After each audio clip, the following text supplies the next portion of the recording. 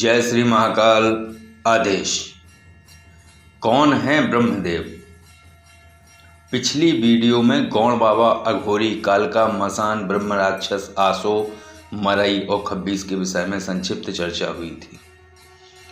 आज विस्तृत जानते हैं। ब्रह्मदेव जैसी शक्ति या ऊर्जा से प्रार्थनाओं द्वारा साधक के कौन कौन से अभीष्ट सिद्ध अर्थात कौन कौन से कार्य बन सकते हैं, इनकी सिद्धि या कृपा प्राप्ति कैसे संभव है। ब्रह्मदेव एक ऐसी शक्ति हैं जो पूर्ण सात्विक, वैदिक और तंत्र विद्या के ज्ञाता, प्रचंड शक्ति धारक, माँ काली, बगलामुखी, भैरव, तारा माँ जैसी देवीय शक्तियों की पूर्ण कृपा होती है इन पर।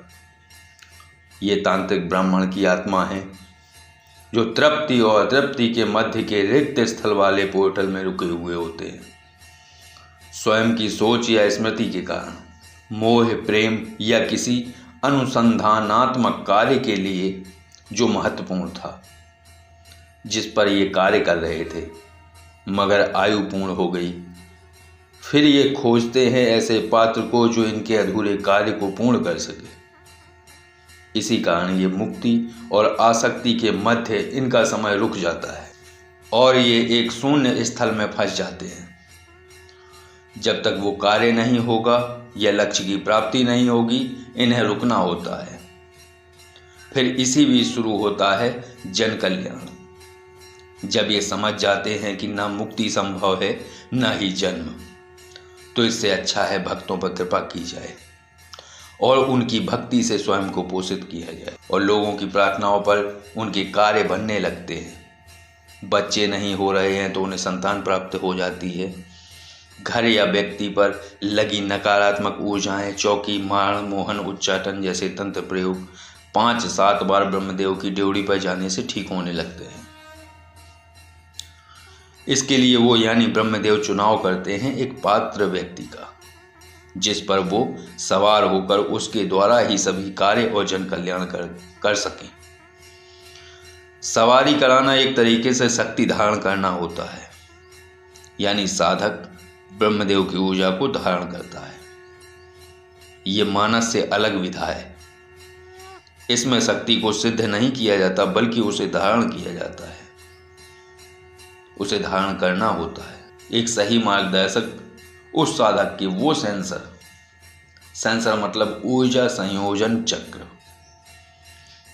तो एक सही मार्गदर्शक उस साधक के वो सेंसर खोल देता है और शक्ति उस विशेष चक्र पर विराजमान हो जाती है और आवाहन करते ही उस व्यक्ति या साधक के शरीर को माध्यम बनाकर उन सभी प्रश्नों जैसे रोग, खोया पाया, तंत्र प्रयोगों के विषय में बताती है और उसे 5-7 बार बुलाकर धीरे धीरे तंत्र काट करके पूर्ण स्वास्थ्यता, आराम दे देती है। लोग ठीक होते जाते हैं, दरबार शुरू हो जाता है। ब्रह्मदेव की ऊर्जा श्वेत वर्णी है, सफेद प्रकाश। जब साधक इन्हें धारण करता है तो साधक उस सफेद प्रकाश का खुली आंखों से दर्शन कर पाता है। लेकिन शुरू में साधक को कुछ याद नहीं रहता। जैसे ही ब्रह्मदेव उस पर सवार होते हैं, उसे कुछ याद नहीं रहता कि उसने किसी को क्या बोला, क्या बताया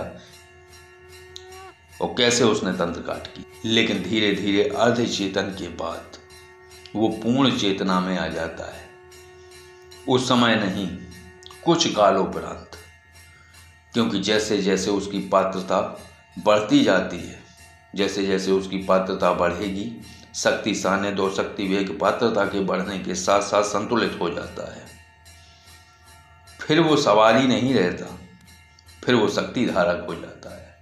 वो ब्रह्मदेव को धारण करता है। जिस समय भी वो ब्रह्मदेव का आवाहन करेगा, ब्रह्मदेव तत्काल। फिर पहले वो सवारी करते थे उसके ऊपर, उसे कुछ याद न रहता था। फिर उस साधक को या उस सवारी को ब्रह्मदेव एक ऊर्जा के रूप में, एक छाया के रूप में नजर आते हैं पास में खड़े हुए, जब भी वो आवाहन करता है। और मन स्थिति की तरंगों द्वारा उसे वो फ्रीक्वेंसी देते हैं जिसे वो ये कहता है कि उसे सुनाई देती हैं बातें। यानी उसके वो कान जो ऊर्जा के शब्दों को समझ सके, वो प्रकट हो जाते हैं। वो प्रकट होते हैं पात्रता से, कान तो नहीं प्रकट होते हैं, लेकिन आंतरिक वो क्षमताएं विकसित हो जाती हैं जो ऊर्जा के शब्दों को सुन सके। तो वो सवारी फिर सवारी ना रही, वो शक्ति धारक बन गया।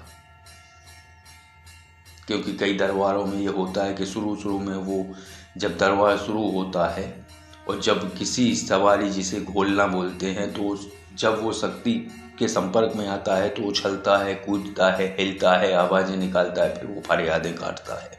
लेकिन फिर धीरे धीरे फिर ना हिलता है। धीरे धीरे का अर्थ है 2-5 साल बाद ना वो हिलता है, ना वो आवाज़ें निकालता है। वो जैसे ही उस स्थान पर बैठा, जैसे ही उस ड्योढ़ी पर बैठा, जैसे ही ब्रह्मदेव के आसन पर बैठा, तैसे ही वो शक्ति से कनेक्ट हो गया, यानी ब्रह्मदेव से जुड़ गया। अब ब्रह्मदेव उसे उन सारे प्रश्नों के उत्तर देते हैं जो सामने वाला उस साधक से पूछता है, और ये वो सुन लेता है और ब्रह्मदेव से पूरी तरीके से कनेक्ट हो जाता है। इसी तरीके से अन्य शक्तियों का है, आसो का भी यही है, मरई का भी यही है, गौण बाबा का भी यही है, कालका का भी यही है। तो सभी का पैटर्न एक सा है कि पहले सवारी फिर शक्ति धारक। पहले वो स्वयं बिठालता है ऊपर और फिर शक्ति उससे मित्रवत होकर जुड़ी रहती है। तो आशा है ये वीडियो, आज की चर्चा और ये वीडियो आपको अच्छा लगा होगा। अच्छा लगा है तो लाइक करें, सब्सक्राइब करें, और अगर आप किसी आध्यात्मिक विषय पर चर्चा करना चाहते हैं, पूछना चाहते हैं, उसके विषय में जानना चाहते हैं, तो आप Call-Me4 ऐप से जय योगेश्वर महादेव ID सर्च करके आप कॉल कर सकते हैं। जय श्री महाकाल। आदेश।